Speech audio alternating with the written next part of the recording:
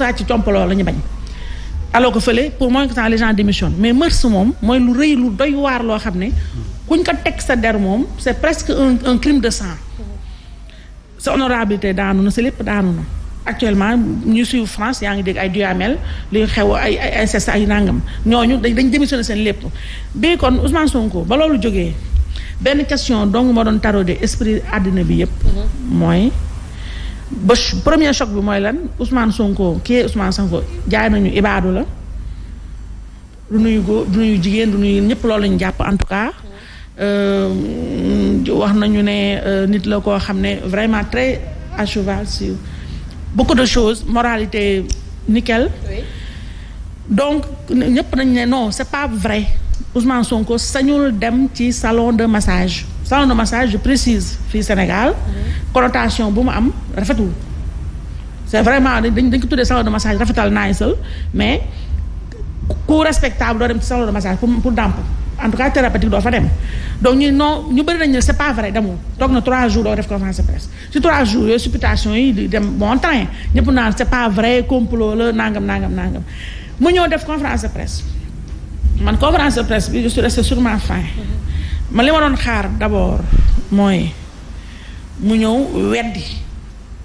ne non demuma ci salon de massage bi wax ja fin demuma ci salon de massage bi je porte plainte pour diffamation pour nangam.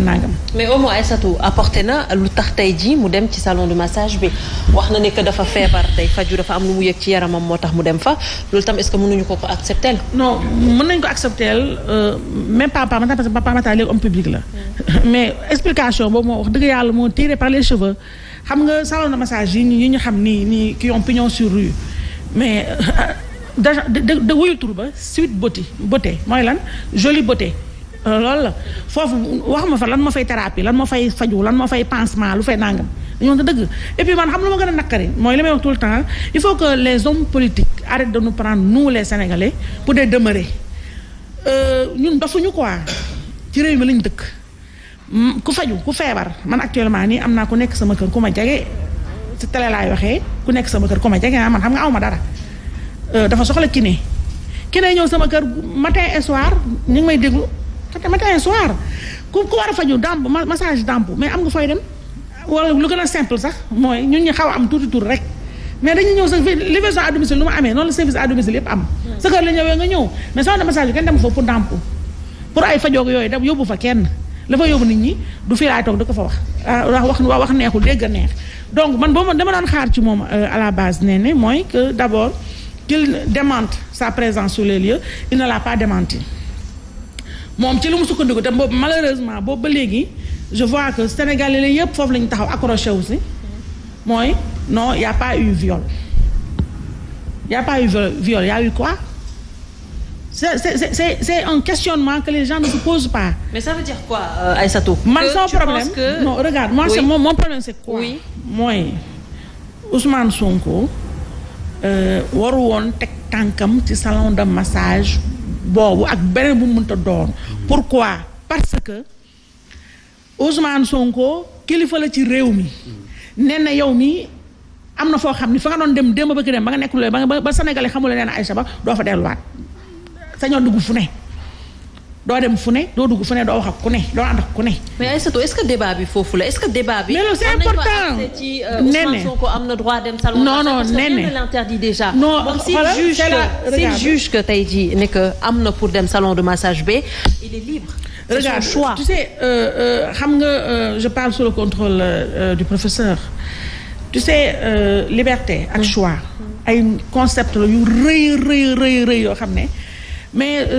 dafa abyssal sax. d'accord looy dégg olof ñuy wax dans l'imagerie populaire boo nit ku siiw moomatoo sa bopp loolu ngay dégg na nañ ko nangu quoi ba pare nag yow ngay jàkkaarloo état Macky Sall tout son rêve Macky Sall yoonam nekku si ay croissance na yéeg ak na wàcc yoonam nekk si moom son rêve c'est quoi qu'il n'ait pas quelqu'un en face qui lui dise non ñu fi doon wax non ñëpp jël na leen noppi loo leen d'une manière ou d'une autre Ousmane Sonko rek moo nekkoon ci kaw taxaw résister boobu ba léegi Ousmane Sonko mais ci lan la échappé wax nañu fa affaire xaalis ay 94 milliards ay nangam sangam loolu yëpp échappé na ko mu ñëw léegi ci affaire mœurs parce que bii nii attends avec complot dañu si ñëw après je veux pas monopoliser la parole mais la première faute du erreur la première faute de Ousmane Sonko mooy d'abord yow yaa jóg en âme et conscience kenn droguewu la kenn fekk nga tëdd fenn ñu defal la photomontage comme ñu fiy gis ñu jox la daan dëggal comprimé nga noonu dañ ma door comprimé yow yaa jóg taal sa oto dawal ko waaxu ba foofu dugg toog tu t'es jeté dans la gueule du loup tout seul léegi nag ñu doog ko wax na leneen c'est-à-dire affaire bi dañ ko forme ak fond conférence de presse boobu nee na foofu nga ma laaj ma jeexalee foofu dama doon xaar li ma wax ne ñun Sénégalais ñun ñu nekk ci public bi nañ tàmm loolu ñun duñu ay saint mais on nous demande d'avoir le comportement d'un saint dina difficile nag mais dañ ko war a jéem bu ñu juumee nañ nangu ne dañoo juum wax ja fin nañ assumer suñu erreur doogul mën a justifier et on en tire les conséquences Ousmane Sonko ce qu'il devait faire man su ma bokkoon ci staff communication wala may mbokkoon dama ko naan ndax ku ne xam na boobu nag fu ñu jëm ni ku ne xam na ko gis nga daanu wàcc daanu ci gën a gaaw comme une petite digression yaa ngi fàttaliku affaire Mansour Faye bi ay audio dafa doon weddi mu jigi mu nangu ne kii na nangam bii nii qu'est-ce qu'il devait faire moom xam na ne dem na fa d'abord waru fa dem moom la mi ngi dégg naa ma mais xam nga dootu fa dellu moom dootu dellu si benn salon de massage li ma waroon wax d'abord dans un premier temps woo Sénégal yi ñëpp toog di ko xaar mu ni dem naa fa bala ma jóg si ay thérapeute yooyu dem naa foofu je me rendais pas waxin la neewu ma waxee ko nii mais l'esprit dem naa fa dëgg-dëgg je ne me rendais pas compte que da demee nii nit laa dama fa dem simplement pour nangam nu ko benn affaire bu rafet construction bu nice mais li ma ci intéressé mooy maa ngi jégalu képp ku mu metti ndax xam naa ne am na ñu mu décevoir ma dem fa da xaaruñu ma ci yu mel noonu dem naa fa maa ngi jégalu waaye parce que y a le mais qui est important mu ne la mais doo ko nag dugg nag si mu dugg noonu yëpp mais dafa ñëw commencé comme d'habitude rek de la poudre aux yeux oui y a pas eu viol oui complot la nangam assumé wul nangam loolu kooku ne je laisse la parole circuler mais c'est une faute qu'il a fait. Aïssatou je suis par terre. Aïssatou mënoo tàcc Omar Faye ci li mu wax. non parce que Omar dafa sàkk mi sama lanc. non je n'aurais pas pu mieux dire. mais suñu demee au-delà de ça parce que foofu tamit waroon na dem warul woon dem après dañuy laisser appréciation peut-être ak moom ak ay entourage am par rapport à ça mais suñu demee au-delà de ça ñu indi maintenant thèse au complot Aïssatou lan lañ mën a retenir ci loolu parce que suñu demee ba tomber ci complot bi c'est parce que comme je l'ai dit tout à l'heure tu sais moi j'ai deux convictions sama première conviction mooy viol moom man dama ko écarter viol moom wax dëgg yàlla du ma justice du ma dara mais gëwuma ma thèse viol complot bi mun naa wax ne tamit mënuma ko écarter mais je m'explique viol moom amul gëwuma ko wax dëgg yàlla je ne veux pas truquer mais gëmuma viol moom gëmuma ko Omar ma fàttali la ne si PV yi ñuy dégg demu fa benn yoon multiprise dafa demee en tout cas moom Sonko demu fa benn yoon suite bëte boobu c'est presque un client favori préféré foofu mais donc ce que je veux dire lu tax may le complot bi ba tey damay rejoindre Omar ak li ñëpp xam Sonko moom fi nekkee ba léegi xoolal ñaat ndëgg sër yu rëy yi ñu ko lalal yëpp mu laali tegg dem taxaw fee moom du may dara Macky Sall an Sonko yàkkamte na dara xew ba mu daw woo àddina yëpp ñëw taxaw génneel ñu ay sàcc la ñu ay nii ay nangam dara même manière ñi duñ ko may dara c'est la règle du jeu ñoom jéem nañ ko laal ci affaire xaalis sottiwul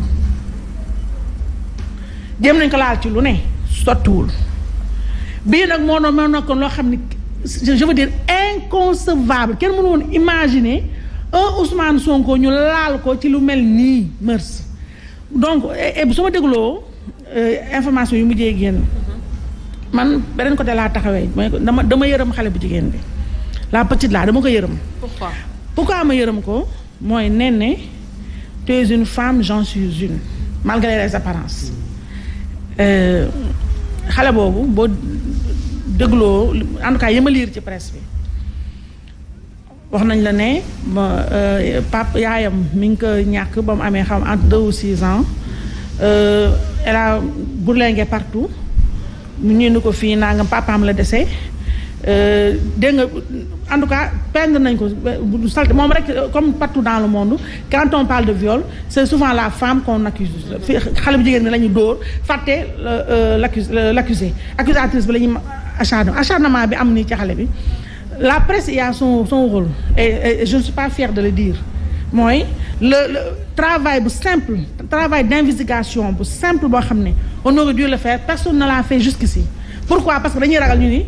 yow da ngay xeex Sonko ragal ñu yuuxu Sonko yeeg saaga son arme virtuelle tout le monde est tombé de presse Sonko n'a pas besoin d'avocats ses avocats sont dans la presse xoolal imagine-toi lu gën a simple li Sonko wax nee na li femme bee wax doon na fa dem ñëpp nañu demee yàqam dem jëli ji Sweet Beauté la propriétaire mais mënoon nañu profité dem lijjanti Sonko fa mu ne 200 000 la ko doon fay man je pense en tout cas indication yi mu joxe je pense que il parle de institut sama maman Rose Wardini je pense moo nekk foofu mu nekk Rose ku ne xam na ko c'est social wóor na ma ne man Rose man mii di wax ak yow man Rose gynécologue la amoon naa fi ay quelques soucis yoo xamante ne dama ma ko waxee dafa ma ne te maa fii ñëwal ma ne ko maman damaa yoru da xam damaa ñeme jonte nag ak yërëmtal yoruma dërëm maman man fayaguma la dara man mii rek simple tundum man kese tundum yow tekkuma dara dalay may Rose Wardini koo xam ko ci social day mayee leer na ma ne Ousmane Sonko mii waxuma sax affaire prise en charge dugg bu demoon foofu rek ba fa yàggoon dem Rose si boppam avec plaisir la koy parce que du n'importe qui fii ci dëkk bi te Rose dina am plaisir ne Sonko dafa fajoon dafa amoon ki moom moo ko faj donc ñu bàyyi loolu mu jàll maintenant la fille mooy thèse complot ba tey laa lay wax la petite moi pour man c'est une écorchée de la vie te c'est quelqu'un qu'il faut récupérer elle a été manipulée partout protagoniste affaire bi yëpp pour man dañ ko manipuler elle a 20 ans ne mi ngi doon génn ci adolescence ak le vécu qu'elle a eu vécu boobu mu am prédestiné na ko peut-être mu manipulable dégg naa dafa doon dem qu'elle avait 2 boulots amoon na kii de couture ak nangam que bu taxawee fenn di tiitooru man pour man day tiitooru c'est comme ñun ñii ñëpp Cheikh Omar tey ki lay liggéeyal dina taxaw ne Cheikh Omar bi nekk Sen TV man maa xëy dawal maa fietteel dañ koy tiitooroo donc la petite tamit bu gisee Sonko foofu da ngay tiitooroo dégg naa ñu naan ci PV yi oui danoon laaj ci Sonko tout le temps parce que daf ko def fierté fii ku siiw fii ku am tur ki la yor amul tur da am fierté ne man maa ngi defaral nit ñi donc la petite taxaw na fu ne ça c'est sociologique professeur après bëgg naa la ci dégg donc mi ngi tiitooroo ne moom mooy maase Sonko moo koy nangam mooy nangam xale la elle est jeune elle a fait un truc de fierté elle exhibe comme ça léegi nag bu demee wax noonu ñamuy waxal dégg coloo la bëgg nañu attaquer Sonko wax neexul dégg neex xëy na ñoom xamuñu woon sax ne waa moo wër na ma est-ce que exhibé wuñ ko comme trophée de non fa laa jëm fa laa ñëw moo damay en fait la vraie victime la multi-victime c'est la petite tu sais pourquoi parce que elle est naïve on a profité de sa jeunesse et de son vécu personnel et on continue encore à la massacrer tu sais pourquoi je m'explique Cheikh Omar regarde donc la petite elle se vante de ça gis na Sonko qu'elle voit à la télé nangam man maa koy maasee elle le dit partout. léegi nag fu mu ko waxee noonu te lu ma leer mooy ñi ak sa renseignements généraux yi xamoon nañu ko ne c'est péché mignon Cheikh t'as un péché mignon j'en ai un professeur aussi ñun ñëpp on n'est pas des saints mais ñaanuñu yàlla suñu yëf yi nëbb mu ne fas ci àddina ñu ngi koy nëbbatu mais comme Sonko c'est quelqu'un qui a les positions qu'il a fii ak le profil qu'il a au Sénégal ñii xamal nañ ko ay affaires yoo xam ay bagages yoo xamante ne dañoo xaar occasion pour songu ko mu may leen ko ne sur un plateau d'or donc la petite pour moi le scénario que je me suis imaginé je peux me tromper donc la petite toog na di wax di ko fawee di waxtaanee loolu Sonko nangam am ku mu dal ci nopp yu baax yi ñu ni tee attends après machine bi nekk en branle léegi l'autre là Sonko toujours lui il a fauté c'est lui-même qui s'est tiré une balle dans le pied muy kon ne dafa dem